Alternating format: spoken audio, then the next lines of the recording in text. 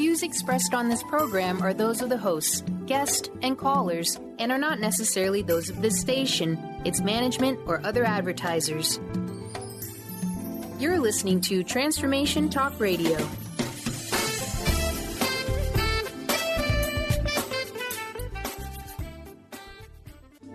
The following audio is via a Skype call. Welcome to the Dr. Pat Show. Talk radio to thrive by. Powerful, inspiring, and coming to you live, bringing you stories of people like you and me busting through and living life full out. Get ready to dare to wonder what your life would be like if you knew you could not fail.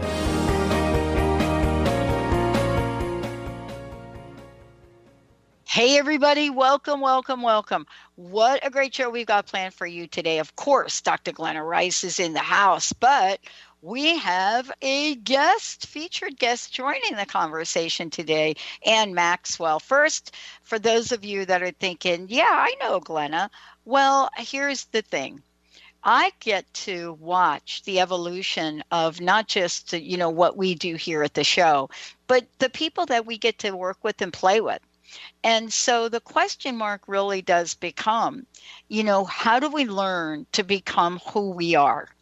And what is it about us that continues to grow and change?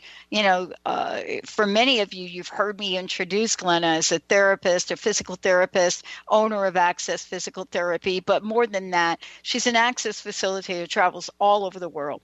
The question that I love that she presents is, did anyone teach you to be a parent? No. You don't get taught to be a parent. You don't get taught. And you also don't get taught to be a child in the way that explores possibilities, unless, of course, you're Dr. Glenna Rice's kids. But on the other hand, what is it that is conscious parenting?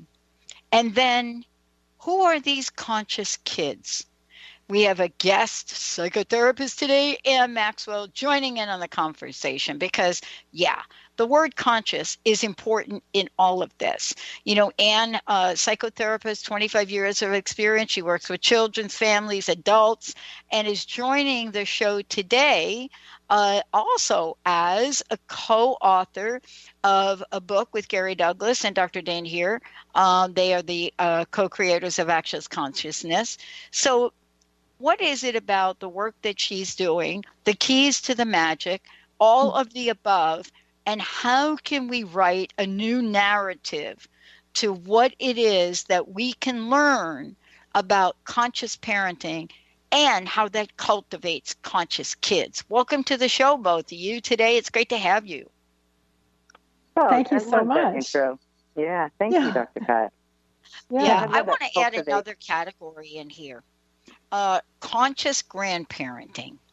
And, the reason that I like to add that in is because what's happening now more and more in the universe of what we do, grandparents are coming back to playing a role that they once played, decades and decades ago, right? I mean, the story. It's like, okay, you're going to spend the weekend with grandma and grandpa. And I tell you, I was one of those kids and I loved every minute of it. But the idea of conscious parenting, I think, is worth talking about. What does conscious parenting show up like in the world? And welcome to both of you. Who wants to take that? Glenna, you want to start? Yeah, I would love to. And I'm so grateful that Ann is joining me today on this call. Yeah. She has such amazing gifts with children and their parents, and I just can't wait to hear what she has to say. But, I was wondering about how I knew I would get asked this question, what is conscious parenting? And there was just a quote that was put out by Gary Douglas, who you mentioned earlier. And I'm just going to read it, and because it kind of sums up a lot of stuff about what consciousness is. Consciousness, from Gary's point of view, what he's written is the ability to be present in your life in every moment without judgment of you or anyone else. It's the ability to receive everything, reject nothing, and create everything you desire in life greater than what you currently have and more than what you can imagine. So conscious parenting is to parent from being present in every moment in your life, but also in your children, and to receive everything, reject nothing, not judge you or your children, and create what you desire in life. And like you said, cultivate is a really beautiful word, Anne. I mean, Pat, I like the word. Yeah. To cultivate that desire in your children to have greater and more, and facilitate that for them and gift that to them. So then they can have the ability to have the consciousness that they come in with. And now Anne can speak to that because she's really beautiful in how she describes consciousness. Well, before you jump in, Anne, I want to make it even a little bit more interesting for you, and that is when Dr. Glenna, you're talking about this, and I'm talking about cultivating.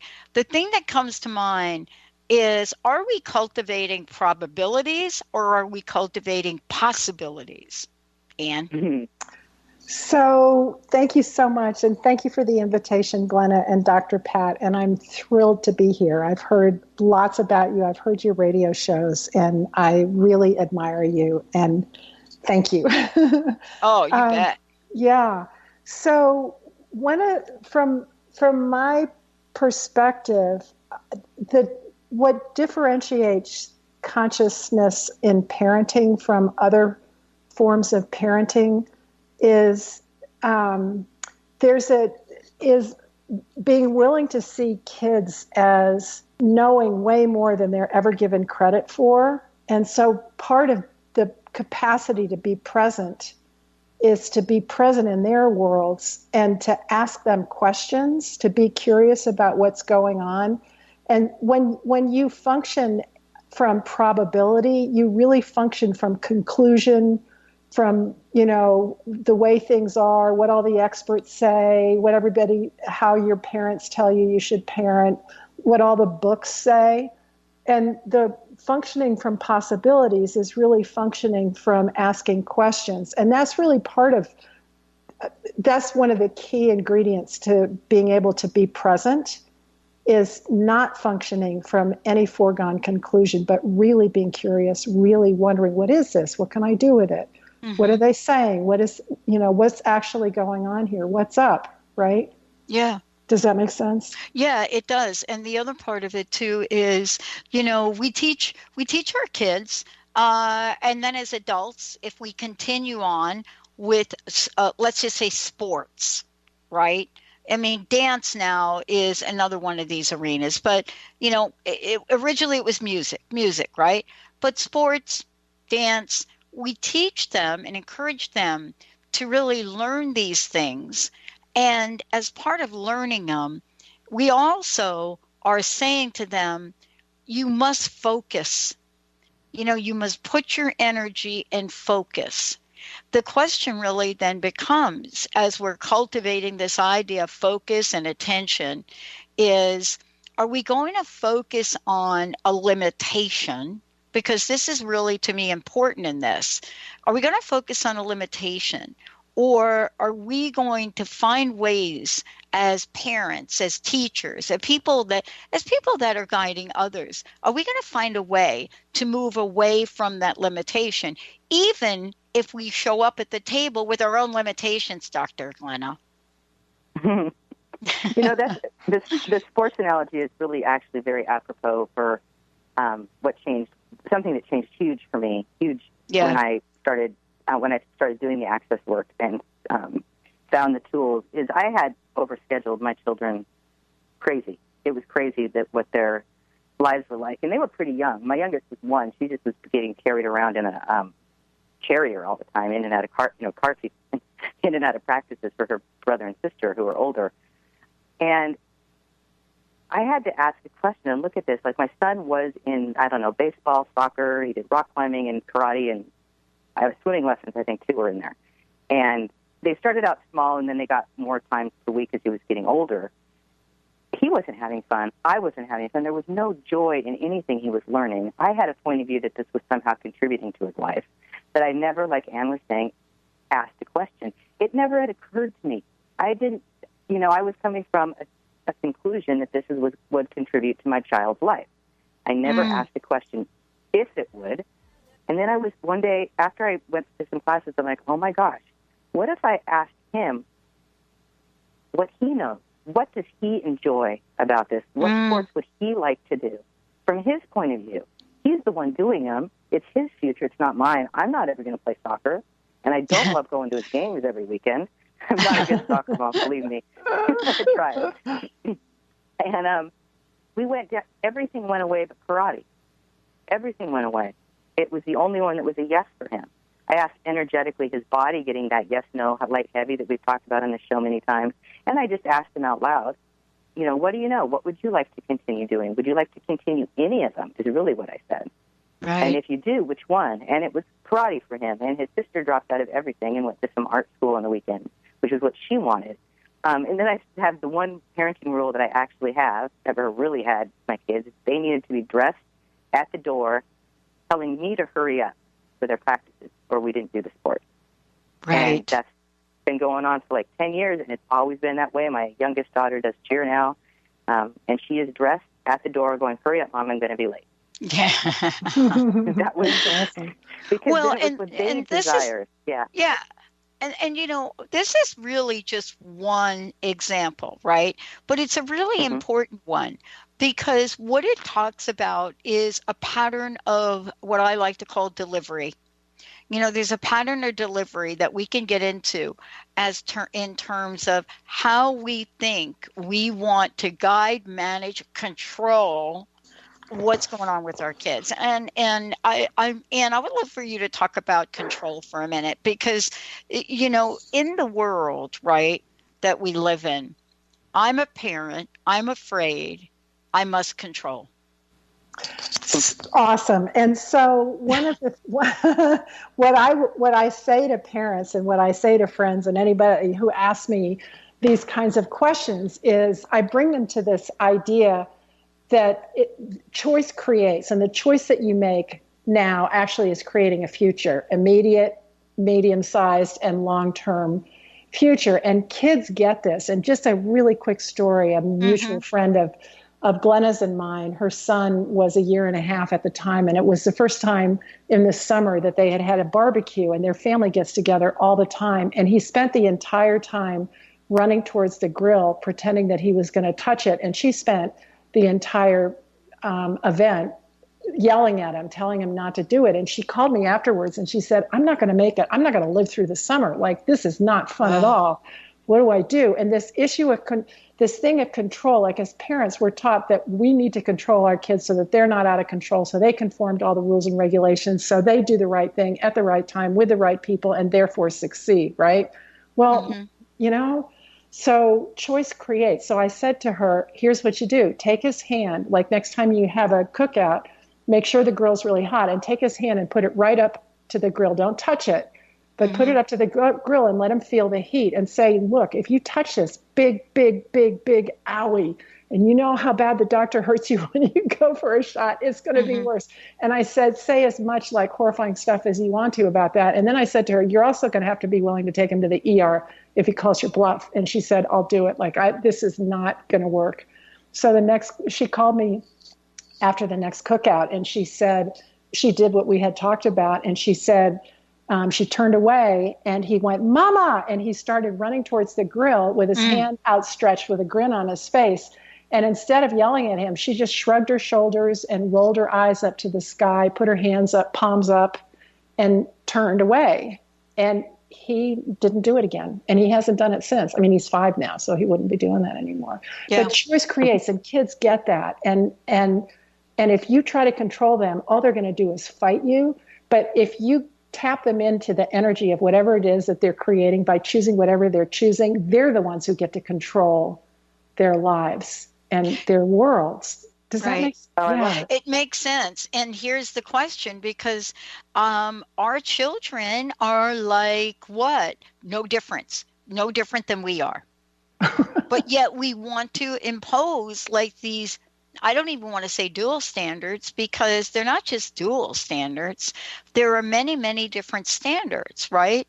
You know, aren't we talking about, you know, for today, aren't we talking about the level of consciousness, I think, has to begin with our own consciousness? And that's the question, Glenna, I'd like to ask you about. is, you know, how do you all work with parents so that they can raise their level of awareness to the exact way, Anne, that you just described, right? Yeah, well, one of the things is that parents are all working on their life living in reality too. And we don't always have as much consciousness as we might not be there yet. But we can have tools that will help our kids, and they'll help us too.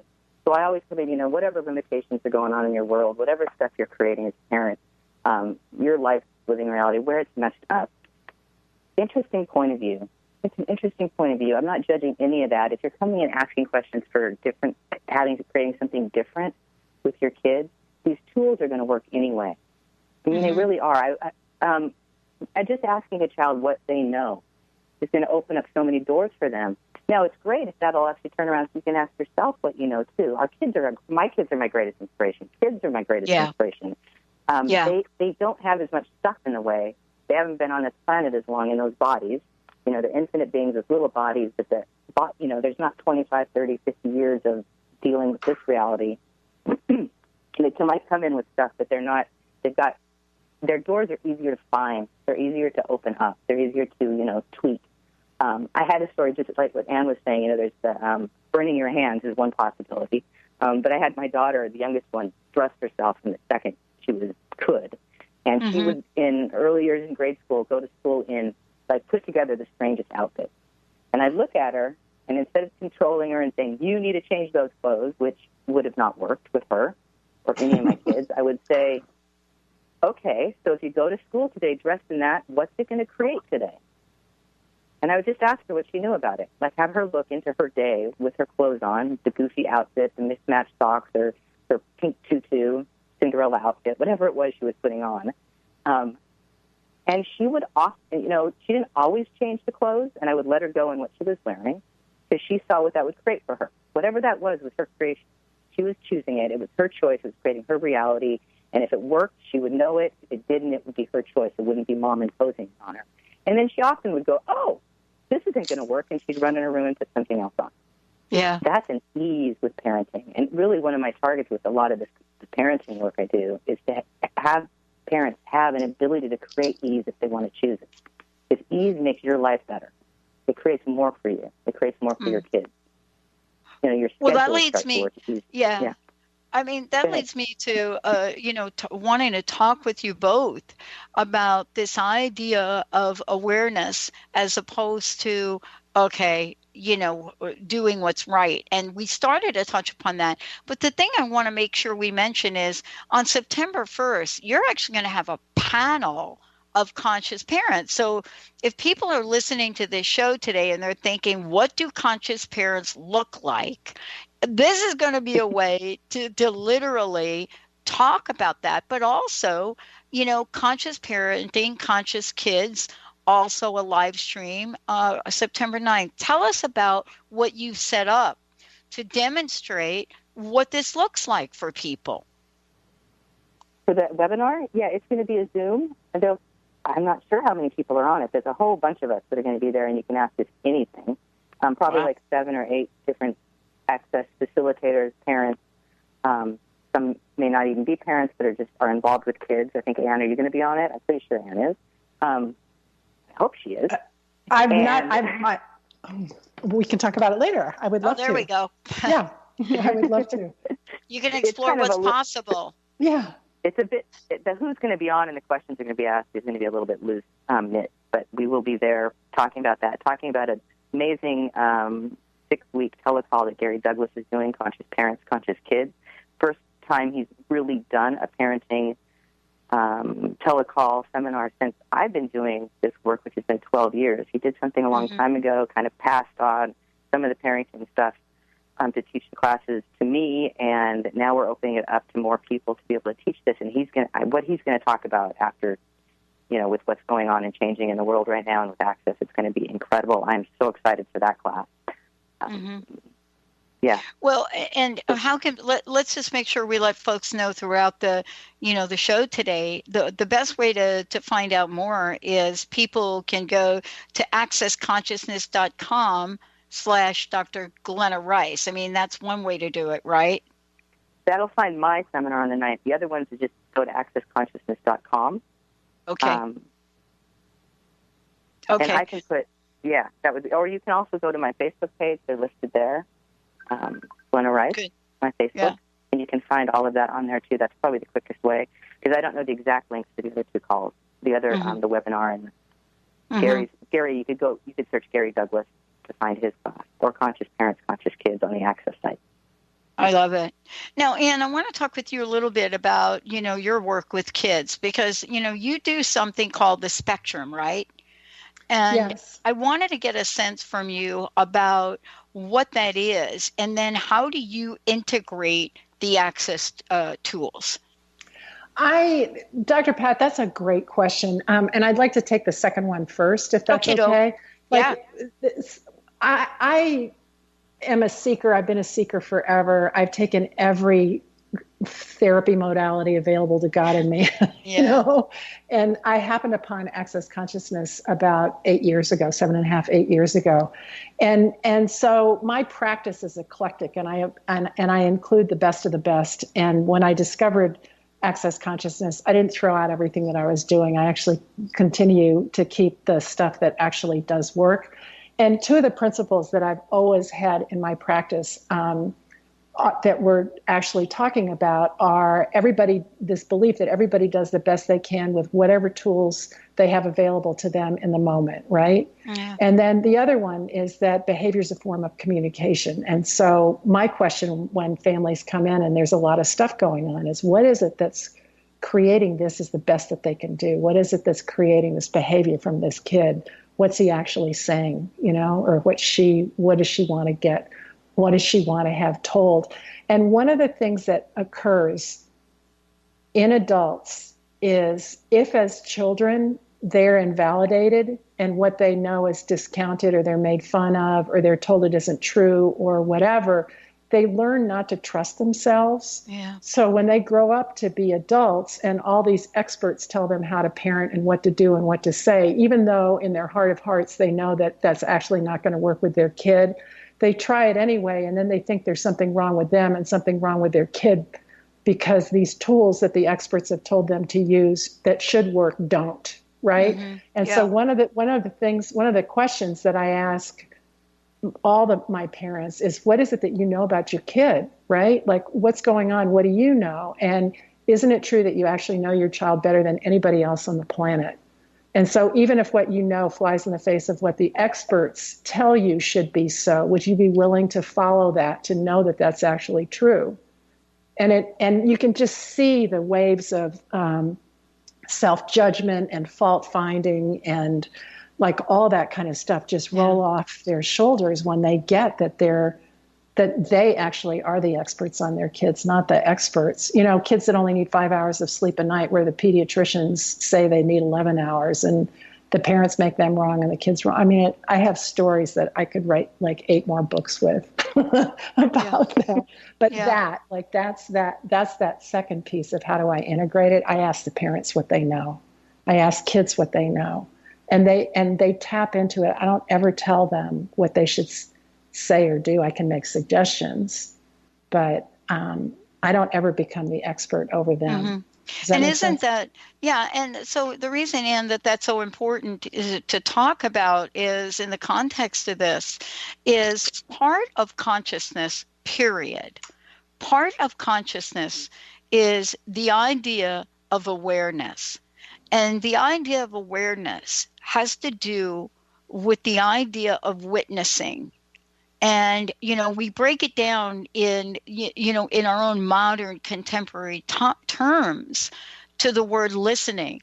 But when Stephen Covey addressed this ages ago with the 7 Habits, he defined listening differently as opposed to waiting to talk.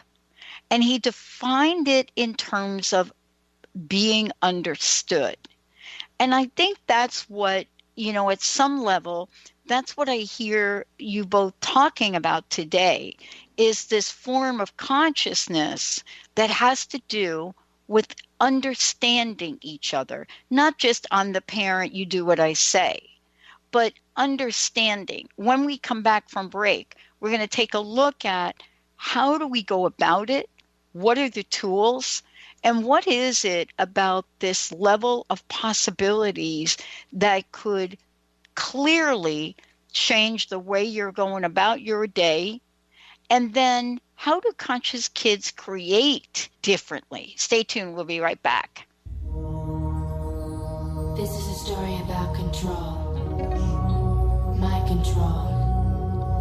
Control of what I say, control of what I do. And this time I'm gonna do it my way. If you're one of the millions of Americans suffering from anxiety, you probably know how powerless and out of control this emotion can make you feel. This is why it is so important to remember that anxiety is created by your mind, which means that you can learn to use your mind to uncreate it. Hello, my name is Dr. Friedman Schaub. My award-winning book, The Fear and Anxiety Solution, provides you with a step-by-step breakthrough process to understand and resolve the root causes of your anxiety and build a solid foundation of confidence and inner peace. If you are ready to take your power back, visit thefearandanxietysolution.com. That's thefearandanxietysolution.com, or call 866-903-6463. That's 866-903-MIND.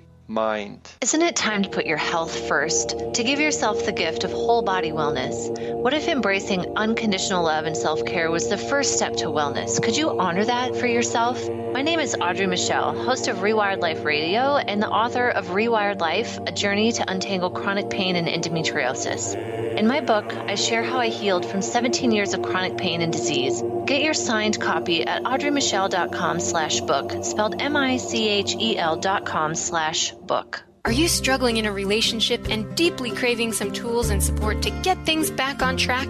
Do you crave having a loving, compassionate relationship with Mr. Right, but always seem to pick Mr. Wrong? Well, Sarah Luce can help. She's created a 4-week online course starting September 28th that will teach you how to shift your energy and behavior to have new transformative outcomes. And you're going to get a personal one-on-one session with Sarah to ensure you get powerful, personal results. Sign up today at sarahluce.com. Known for his keen sense of humor, contagious smile, and extensive esoteric wisdom, EJ translates deep spiritual wisdom into practical advice to empower you to live your happiest, most fulfilled experience. Mystic Living Radio, Deep Spiritual Wisdom, Practical Advice with EJ, Eliyahu Jihan. This hit show delivers profound experiences for all who want to live life to their deepest desires. Tune in monthly for Mystic Living Radio. Learn more by visiting vitaltransformation.org. How would you like increased health and vitality? How would you like to avoid the onset of disease as well as slow the aging process? This is all possible through a simple, safe, and natural process. Every day we are either moving toward wellness or away from wellness. Hi, I'm Mary Jane Mack. I'd like to be your partner in achieving optimal health. Contact me now at maryjanemack.com or call 425-392-0659. Visit maryjanemack.com. I hope you enjoy this as much as I do. Are we ready? I am. 'Cause it's all about control. And I've got lots of it.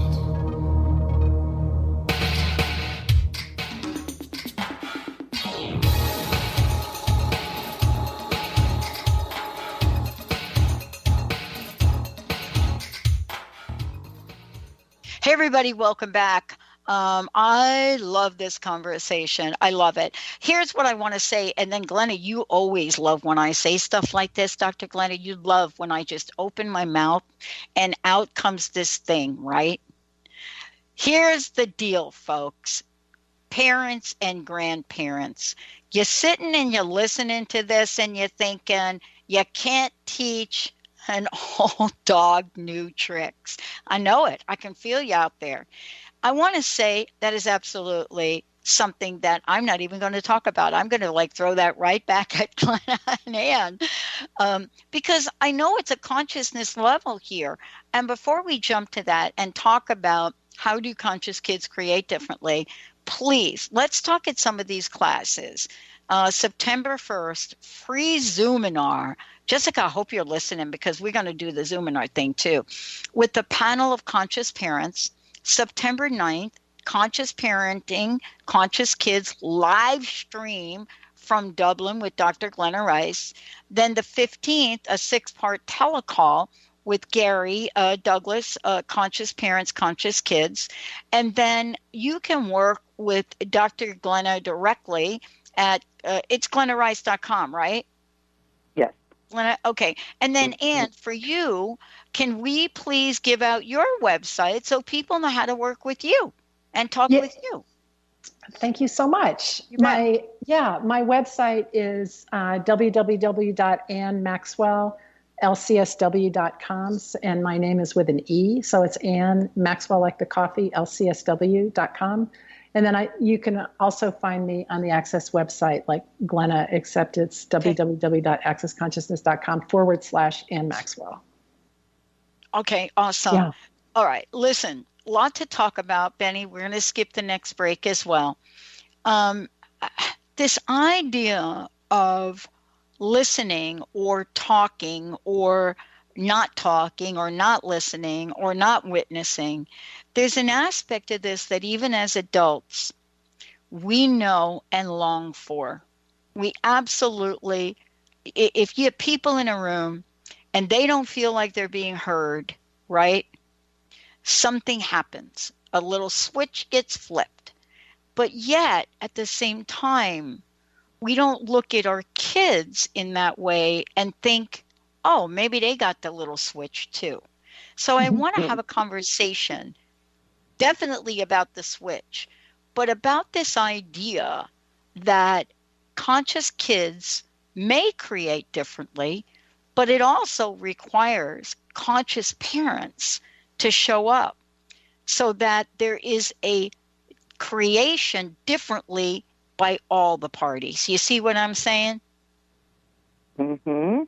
So let's talk about what do kids know, but more importantly, what is it about us that we don't think they know this?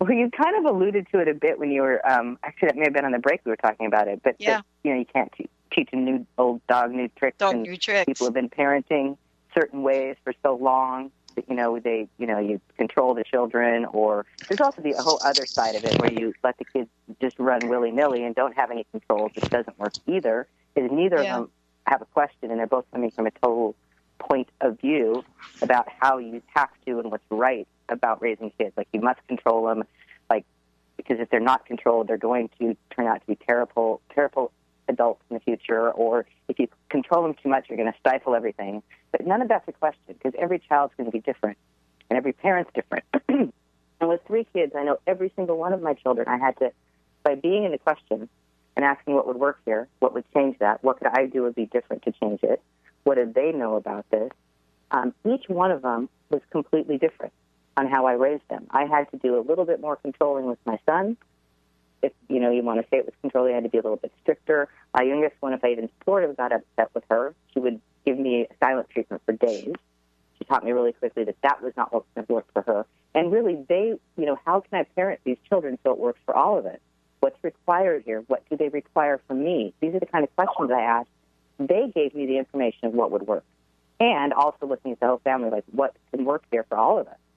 What can I create or do or be different here that's going to create something that's going to work for my family and create more? And having my children contribute to me was a huge part of changing my point of view. Like, what can my kids contribute to me that I've never imagined? And they would start changing things. Things would start working better. So being a parent, doing parenting the right way, if I was coming from the point of view of this reality about how we should parent, none of the things that ended up working so amazingly well and creating these fabulous children would have been available to me if I wasn't in the question all the time. I don't know if that kind of helps with, Yeah. And, this is something that, let's go back to you. The idea you can't teach an old dog new tricks. We're also talking about you got to have a starting point. right? We have Right. to have a place to start here. Right. And one of the things that I get is, what if that's actually not true, that you can't teach an old dog new tricks? What if that is not true? Yeah, if the old dog is curious and wants to learn new tricks, totally you can teach an old dog new tricks. And that's a lot of the energy that parents bring to me when they come to see me. Like parents who are stuck in their ways and want to be proven right about everything tend not to come see me, because I'm not about that. I'm about giving people whatever change they would like to have. So that deal of teaching an old dog new tricks, it all begins with a question. And usually parents bring their kids into therapy because something's not working right in their worlds, either at home or at school or out in the community or all three places. And they want to know what else they can do, what they can actually do different. And they come in from that point of view. What we're doing isn't working. And that's really the starting point. And a lot of times, it's funny, I don't know, Glenna, whether you've talked about this before, but a lot of times the kids are like a catalyst for the parents to get whatever change it is the kids know the parents need to get. So the kids will act out. Absolutely. Right. The kids will act out and need to come into therapy. And then I end up talking to the parents the whole time, and the kids go play in the corner, and then everything's good until it's not. And then the kids act out again, and then the parents come in. And I've had case after case after family after family after family like that. And the parents will finally acknowledge it. Oh my God, I get that, that I'm the one who's actually being asked to shift and change a little bit. And every time I do, everything at home settles down and gets easier. And there's this willingness. It's not a question of being proven wrong, but it's a willingness to try new things and it's almost to leap off the precipice. Like for that mom to have the pediatrician be yelling at her and telling her that her kid needed 11 hours of sleep when he never gotten more than 5 hours in his life, when he was 5 years old. For her, that was a leap to trust what she knew about her kid over the rules and regulations of the pediatrician. And so it takes that kind of courage and that willingness to sort of stand up and to know what you know, and to not bow in the face of people telling you that you're wrong. And so, I mean, there's so many examples of ways that parents can be that and do that. But for you had asked me a question about kids on the spectrum before, right? Yeah. And those kids are different. There's nothing wrong with them. They just simply function differently from other kids. And they need, from parents, what they need is for parents to translate who they are and what they're about to the schools and to the people who are with them during the daytime when the parents aren't there. And so as an example, when a lot of kids on the spectrum will perseverate on something. So I had one little guy who was 7 years old who thought and talked about nothing but bugs, and everything had to do with bugs. And in the second grade, he had a teacher who was awesome, who taught him math, reading. I can't remember what all the other subjects were. Yeah. Counting bugs, learning about bugs, writing about bugs, reading about bugs, like whatever. It was all about bugs. Like that degree of flexibility on the part of people who are with these kids because they really don't fit into this matrix or into these rules and regulations about the way things should be. So, well, they don't. And you know what I find interesting about this, and probably we're not going to have a whole lot of time in this show to talk about it, but I want to mention it. They are worldly. Now, what do I mean by that? They're wonderful. Worldly. Yeah. And so there's this notion that, pack my child up, send them to school. They come back and they have no clue about what's going on in politics. That is so not correct. Mm-hmm. And they've become more worldly. Do you find that could be a little dilemma for parents? Because there are some parents that are in their busy, and they don't really, they'll tell you, I don't have time to be worldly. I don't really know what to do, when my child comes home and wants to tell me that the state of California is going to be 100% green in 10 years. What does that even mean? And so how do we work with this? Because children are getting more worldly, and they have their own set of differences. Just like you talked about, the spectrum is a perfect example. I was a kid that was we don't call them learning different now. Now we have politically correcticized this to say, yeah, you're not as smart as somebody else, Pat. But now we say, geez, she's learning different. And there's a spectrum, and the spectrum is getting larger. So the question is really, what do we want to know for parents as to how do we invite this new level of worldliness of children into the conversation? Oh, great question. And we've kind of talked about that a bit already. It's really, you can just simply ask them what they know about it and be curious. And if you're not curious and it's not that, it's not something you want to have that conversation, you can still ask them what they know, and acknowledge what they know and acknowledge how they are different. Like, one of the things about, you were talking about understanding. Understanding is kind of small with what people really require and desire. People want to be acknowledged. Children want to be acknowledged for what they be and who they be and how they create. And that acknowledgement is part of what we do with this work, is to acknowledge people's beingness, what they know, to acknowledge who the kids are, what they're creating and what their futures can be, and how to contribute to that. Mm-hmm. So asking your child what they know and how does that get, what do you see what do you see as a future with this worldliness you just brought home? So there's another bit here that was just when you were talking about it. This is one of my favorite parenting tools to give in the classes, is asking, is there anything required of me right now with your kids? And what most parents find out is their requirements are about 5% of what they actually thought they were, even when children are very, very young. Children just want to know you're there, you don't take your energy out of their world, and when they need you, you're going to be there. But they require much less than we as parents come in thinking they do. So it could be that there's nothing required of you when your kid comes home with this information, except to acknowledge them that they have that information. And they don't really require anything of you about it, except maybe to say, hey, I learned this cool thing, and that may be all that's required. And if you've got a dilemma, you can just ask, is there anything required of me right now with my child? And if it's light, it's a yes. Ask them questions, go say hi to them, and if it's not, keep doing your business. Go work on your computer, clean the house, go shopping, whatever it is you have to do. There's nothing required of you right now. It makes parenting a lot easier when you have that question. I mean, I have parents ask it for all day for a week, as often as they can remember. Is there anything required of me right now?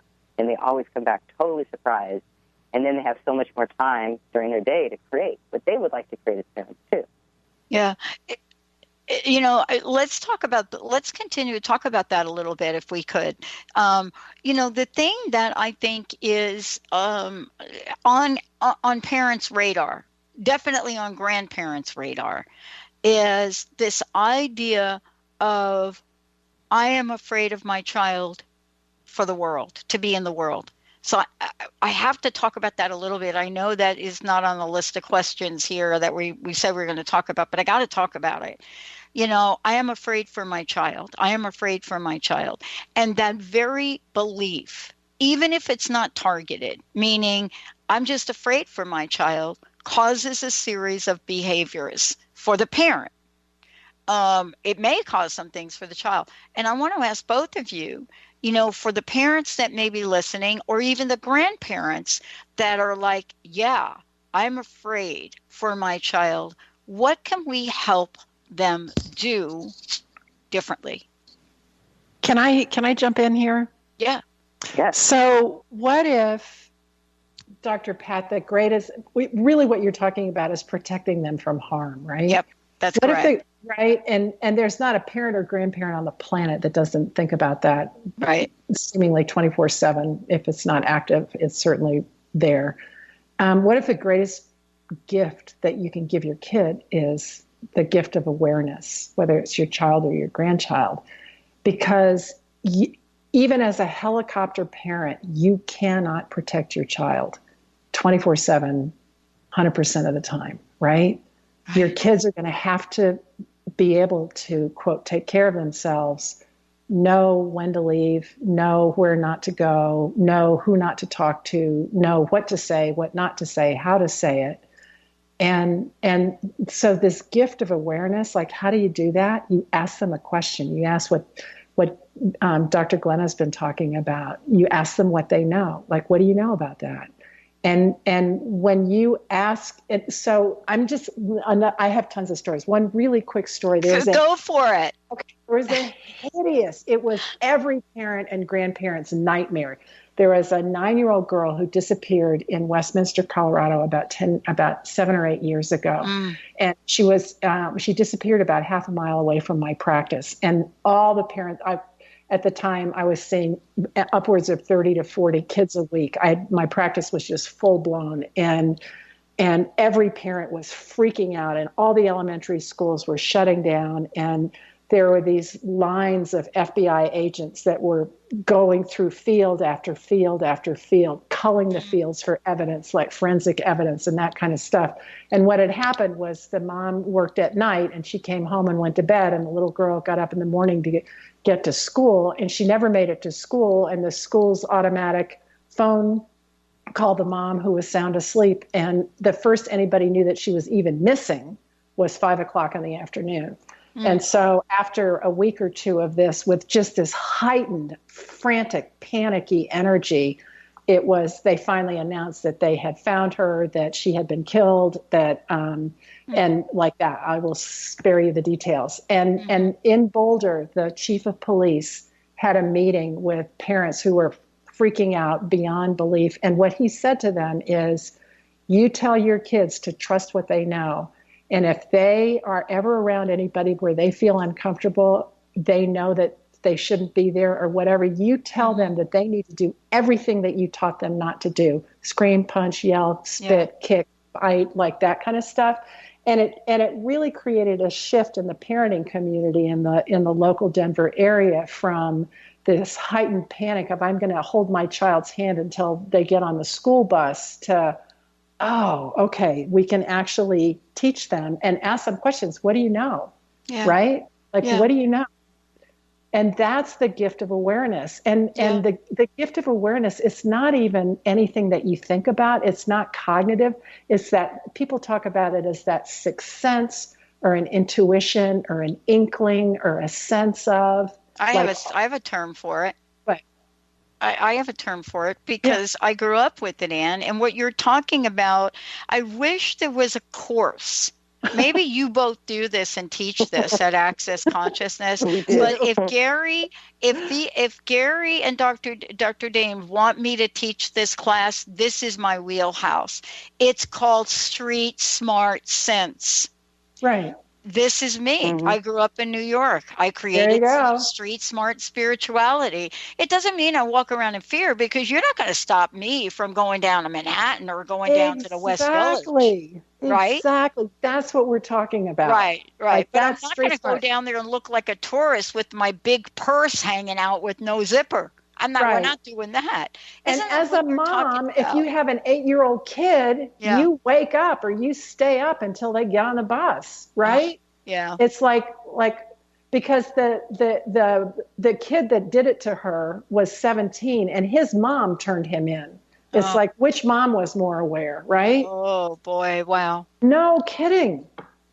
Wow. I know. Yeah. You know, this is another one of my favorite parenting tools, gifts to talk about with parents, is that fear. You know, basically, you're not considered a good parent if you're not concerned and worried about your kids in this reality. And that worry creates strange, if you're worrying about something that's not happening, like your kid's going to fall off a ladder or out of a tree, or they're going to get hit by a car, that actually creates an energy in the child of being afraid of things that don't exist. So 24/7. Their awareness. 24/7 afraid. Yeah. So one of the things parents can do when you have that state of anxiety or worry or fear from your kids is to ask, are my children going to be okay? Now, everything else about empowering them to know the best protection for children is their awareness. It's to give them that awareness. All of this goes hand in hand, but also for you as a parent to not freak out. Are my children going to be okay? I ask this. I still ask it. My daughter just moved to Dublin, my 19-year-old, on her own for college by herself. Oh, my God. Your child? Oh, my God. Yeah. Glenna, I've known you to watch your child go off to college. Yeah, in Dublin. Oh. I'm actually flying tomorrow to meet her for a week and do some workshops, but she's been there for 4 or 5 days, and she will be on her own. So I had moments of, Dublin, big city, 19-year-old beautiful young girl. grew up in the suburbs in Marin. And I'm just like, I asked, is she going to be okay? And it's so light. Is this creating her future? Is her future going to be great? Is it going to be okay? They're all huge yeses. I can feel my body almost vibrate when I look at what she's creating. I'm not going to stop that with concern and worry. Wow. I know she's going to be okay, and I'm going to contribute everything I can to help her create what she's creating with her future. So what is required of me? I'm going to go there and help her move into her apartment next week, and then I'm going to fly back home. But this allows me to have engagement, so I don't have to be that concerned parent. And I've used this with swimming lessons when kids were little. My youngest jumping into the pool at 3 years old, couldn't swim, never had a lesson, going into the deep end. And I asked the same thing, is she going to be okay? Totally light. And, is this creating her, what is she creating? Is it fun for her? It was all light. And I watched her in about 30 minutes teach herself how to swim. If I'd been afraid or done any of that as a parent, she wouldn't have had that. And that way she is of being able to teach herself amazing stuff with her body. At 13, she still has it. And I know that, at that moment, if I could have shut so much of that off, if I said, get out of the pool, oh, my God, you can't jump in the deep end. You're not safe. I didn't do any of that. I allowed her to be with an awareness that she was going to be okay. Now, I've gotten a couple no's with friends in teenage years, like, that's not going to be good. They're not going to that party. That's not okay. And walked into the kids' room and said, what are you aware of about this party? Is this going to be fun for you? And every time I got the awareness, they were like, no, I don't really want to go out with these friends. The 2 or 3 times, for sure, they got the energy. They knew. I just was able to ask them a question, and they knew not to go. No argument, no fighting, you can't go. They got it each time. Great tool for creating parenting with. I love it. I have to tell you, I just came up with a topic that I would love for you to address on a future show. And here's what I'm struck by, and I'm going to make it quick because I know we only have a couple of minutes. I grew up with a mom, and my mom committed suicide when I was 6. My dad remarried really quickly. My stepmom pretty much taught me everything that you hear coming out of my mouth right now, today, and anytime you ever hear me speak. And I don't know why I feel that there needs to be something, a workshop, something that, and I don't really say this because I don't believe in separating people, but I think step parents need a separate access consciousness something. Now, you probably all think, no, parenting's parenting, but for me, I watched the series of maneuvers my stepmom had to do to keep her own identity and raise us kids the best she can. And I don't know, is there a difference for you? And maybe this is a cliffhanger question for next time. Oh, I think it's a great idea. It may be, I'm going to do more call series, and that could be one whole call on that. I do absolutely agree that there is, if you're and knowing that your children choose us as parents, they also choose step parents, can really be something that contributes to step parents. If they ask this child, did these children choose me as their step parent? And having that awareness can be, okay, how can I contribute? What was it that they required of me? But did they, what was it about me that they chose? Could be something that can create more ease. And I know some incredible step parents. Absolutely. Absolutely. And, Glenna, what I'm talking about is, and the reason I'm mentioning it to you, and you know me, I don't care that we're live on air. I think that there are people like my mom that didn't have these tools, but she kind of had them a little bit. And this is a woman who had her first child at 12 and her second child at 13, my stepsisters. But in the end, our culture right now is producing more step parents than genetically modified corn. And and nobody's really saying step parents are great. How can we help make them greater? That's your new book, Glenna. I like that. How can we make? I just like that whole question. So let's you and I after this, let's get on the calendar, because I think this is a conversation that we really don't like to have because there's such a stigma around it. Well, I want to thank you both for today. This hour has zipped by. One last thing, last parting words, last message. What do each of you like to say here today? And thank you so much. Be willing to know what you know and ask the children what they know. what else is possible with parenting you've never considered. I love it. Anne, thank you. What would you like to leave us with? Glenna pulled the words right out of my mouth. Those are my favorite questions.